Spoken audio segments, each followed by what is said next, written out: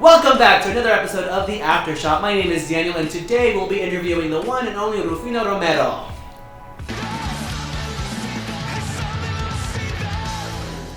Rufino, welcome to The Aftershock, dude. Oh, glad to be here. Yo, first of all, thank you so much for being a part of this season. You were a new character and a new addition to this story that I'm just really happy to have out there. Yeah.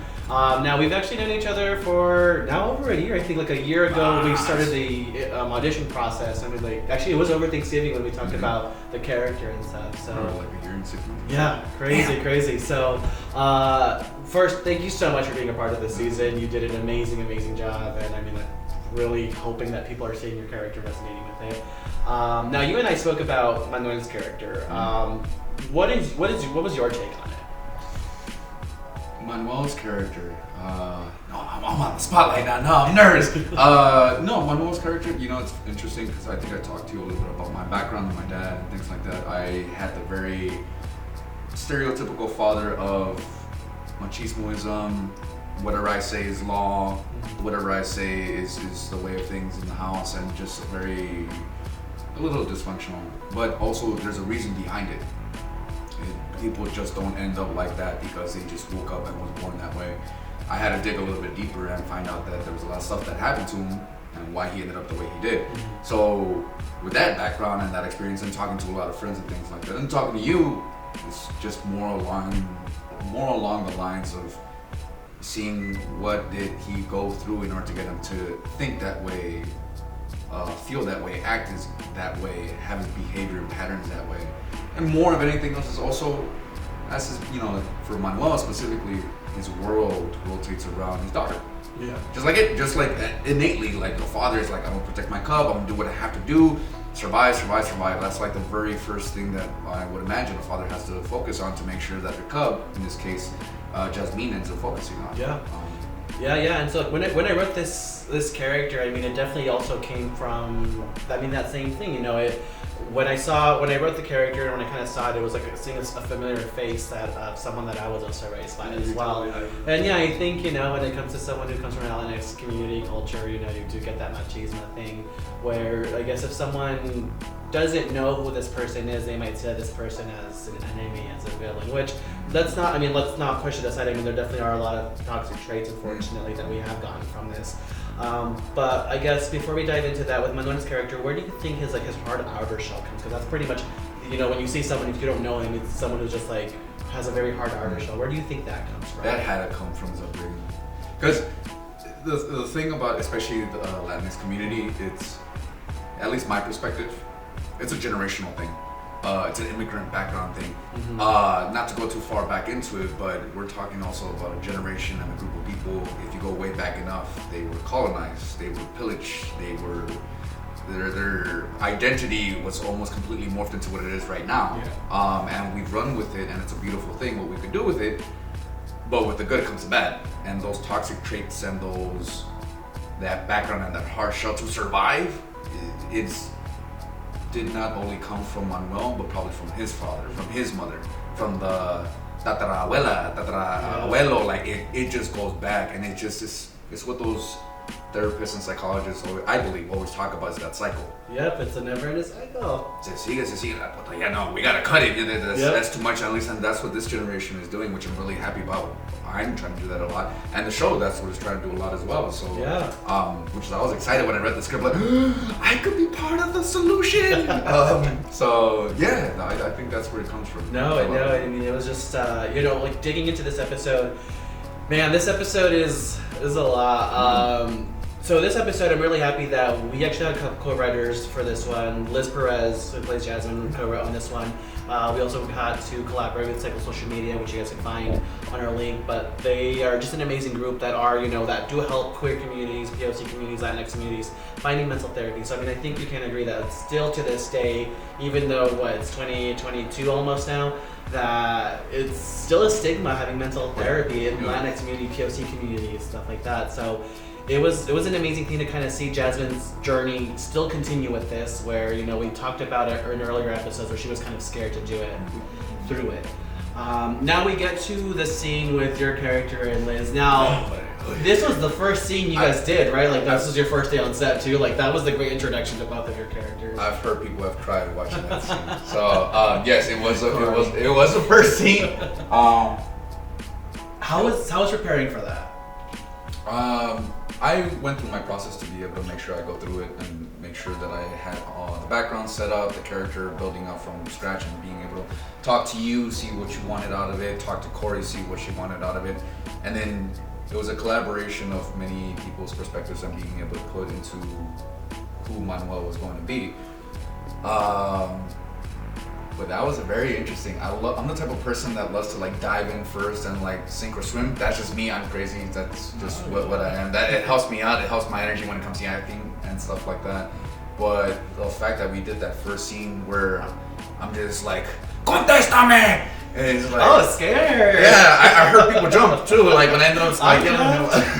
But it was it. I'll be honest with you. I love that. Yeah. Especially when it comes to acting, because I'm like, all right, we gotta go up here. This is your first scene. We gotta go like everything. I'm like, all right, cool. Let's jump in with as much emotional intensity as possible. We talked about this as well. I wanted that scene to essentially come off to, especially someone's parent who's hopefully watching this and saying, is this what I think I'm doing that's best for my child? I mean, you do see that Jasmine's trying to get self-help where. Unfortunately, our generations past, where either our parents or grandparents, they see mental health therapy as something that's weak. Was the only weak people take that. But it's I wanted to also, have them grip a mirror and say, am I being this person in my child's life? Am I stopping them from growing? Am I also stopping myself from growing? Which I think it was a powerful scene to just. One, Jasmine's calling her dad out that I'm not fine, but you also aren't fine either, and this could also benefit you.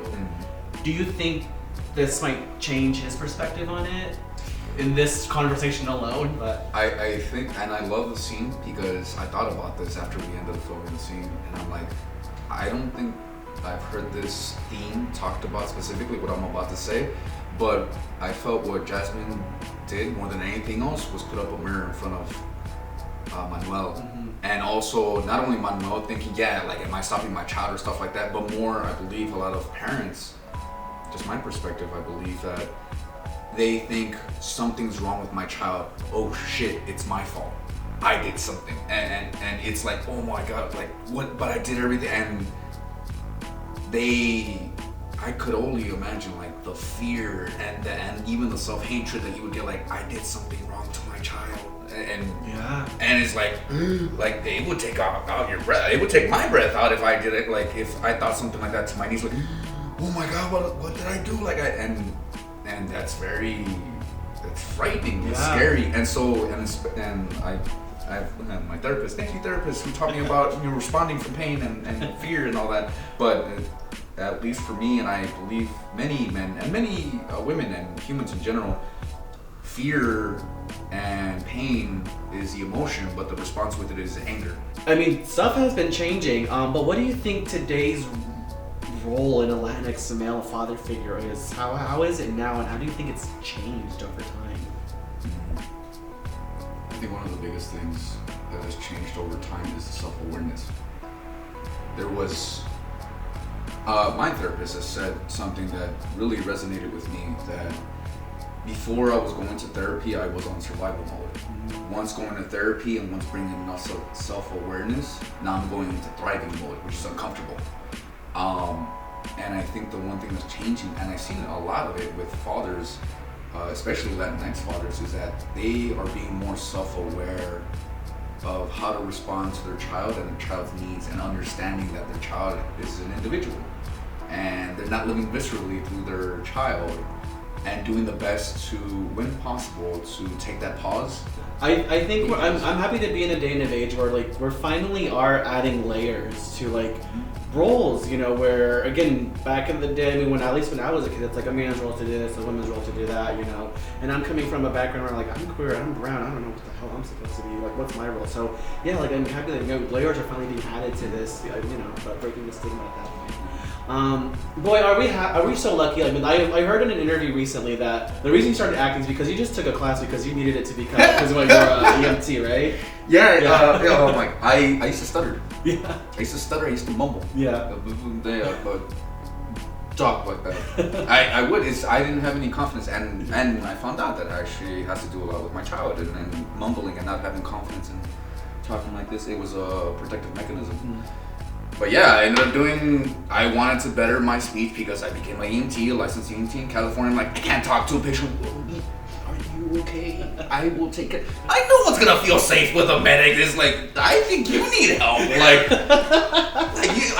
Should I call 911 for you? Like, man, I didn't want to do My that. leg can wait. Yeah, right? And so, like, I wanted to try to better myself in that aspect of a little insecurity I had for a good while. And I took a class on Groupon on acting because I couldn't find speech class. So I'm like, actors enunciate, they project, they speak with baritone voices and all that stuff. And so I took it. And I was scared shitless, I'm not gonna lie, but I'm here 8 years later, I'm functional. And the world is happy that you did that. So no, I mean, I want to thank you. I mean, you did an amazing job. You brought life into this role. That when I wrote it, I mean, I was like, I know who this person is, but like, I mean, like, I'm kind of worried of who would portray it. And like, when I saw it, I was like, this guy, he got it, and you brought it. So thank you so much. I mean, you've been busy. You've been booked and blessed, how the kids say it. So yeah, I've been lucky. Did General Hospital. Gonna come out in functional. Yes. Did a national commercial and working on a small little project. We'll see what happens. Well, Rufino, where can we find you? You can find me on Instagram at Rufio4554 or on Facebook, just Rufino Romero. Perfect. Y'all, Hollywood booked this man because we got so lucky, and again, still very lucky that we got to have you here for this season. And there's still more of you to see this season. I'm really excited. But you have to watch. You have to watch to find out like what happens to Manuel and the family and everyone else. So y'all, watch. We are getting there. We have 3 episodes left this season, and let me tell you, we are in for an amazing, amazing ride. So thank you so much for joining us. Thank you so much for your art and your craft. And I want to thank everyone for watching. Stay tuned. We got 3 more episodes coming this season. Make sure to watch.